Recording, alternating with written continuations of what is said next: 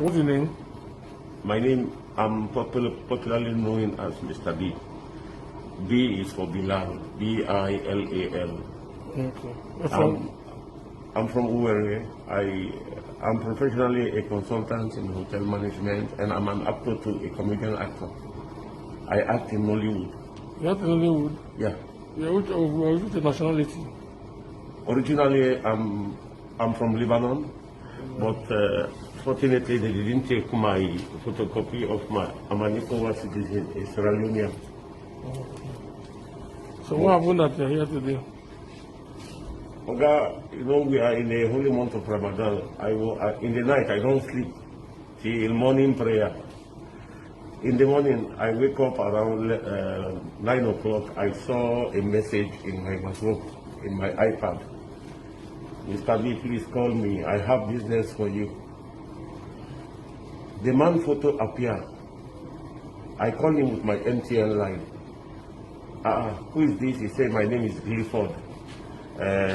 We have a new hotel for you to take over, and we have a new movie for you to feature in. We need a white man, and we know you therefore Uwere. So I told him where. He told me where I will meet him along Aba Uwere Road.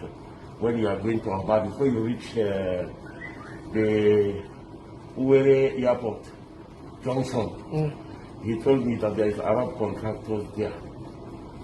So there, his driver will come and take me to the hotel where we will sit and talk and negotiate. I reached the place. The driver, he gave the driver my number. So I have the driver in my phone.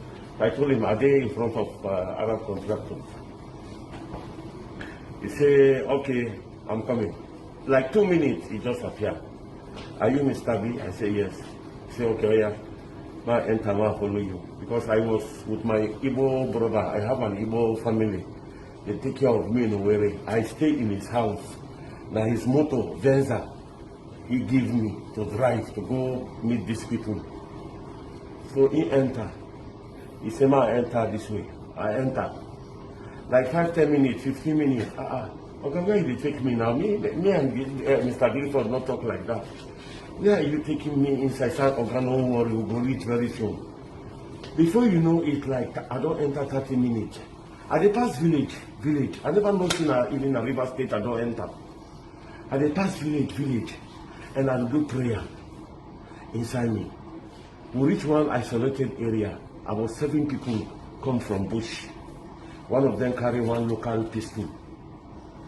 They started hitting me with cutlass. See, they even hit me. This guy hit me. This guy carry a front. They hit me. They hit me in my body. See my jaw swollen. See my hip. See. Hit me. Oh yeah, enter. Today you must give us all your money. All your money for ATM. You must transfer anything or we'll cut you to pieces. Me, I was shocked. Because in my 30 years in this country, I've never been attacked. I've never been attacked for once. So they enter, they push me to the seat in the drive. The motor gets sensor. He don't know how to drive, and I show him how to do it. So we go front. I begin to pray. I say, see another village. Oh. Luckily for me, we reached for one place, 2 pound 3 days for road. So they cannot cross. He has to stop the motor. One of the kidnappers at the back came down to take the pantry out. As he wanted to take the pantry out, I was praying. Then one boy came from the bush. I said, don't take that pantry. Leave it. Then I had the chance to open the door. I opened the door. Because there were 3 kidnappers behind and him, he was driving. So I came down and I started running. I was inside the village. People came from nowhere. They surrounded me. They run with the motor. This is how God saved me. Okay. They took my Venza, the Venza of my Igbo friend. Luckily for me, I even have some complimentary card that one of the vigilante people saw in the motor where they left the Venza in the bush. So he gave it to me. Because They took my iPad, they took my 3 chains, they took my phone. I don't have nobody. The only number I cram in my head is my wife's number, my river wife number. She gave for Bayelsa. I told her to call the Igbo man. She lost her phone. She never had my Igbo brother number. So luckily I have a card for somebody that has an aluminium factory that knows us very well. So I called him. I said, Mr. Ifan, this is Mr. B. I've been kidnapped. Call Ralph to call this number. He called me. So I narrated the story to him. And that is it. And later on, many police people, I salute all of them, many of them, a battalion of police people came before DPO finally came and took me. They took very, very, very, very good care of me. May they live long. May God guide and protect you all. In fact, I am impressed.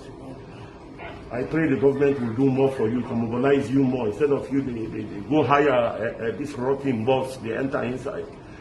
They can buy new boss for every police station, mobilize them. The guys are trying. No matter the bad they talk about police, believe me, today I know that police people are trying in this Nigeria. They don't have proper government support. They don't have better facility. They suffer left and right just to put fuel or this or that higher board. Imagine a great country like Nigeria, number 6.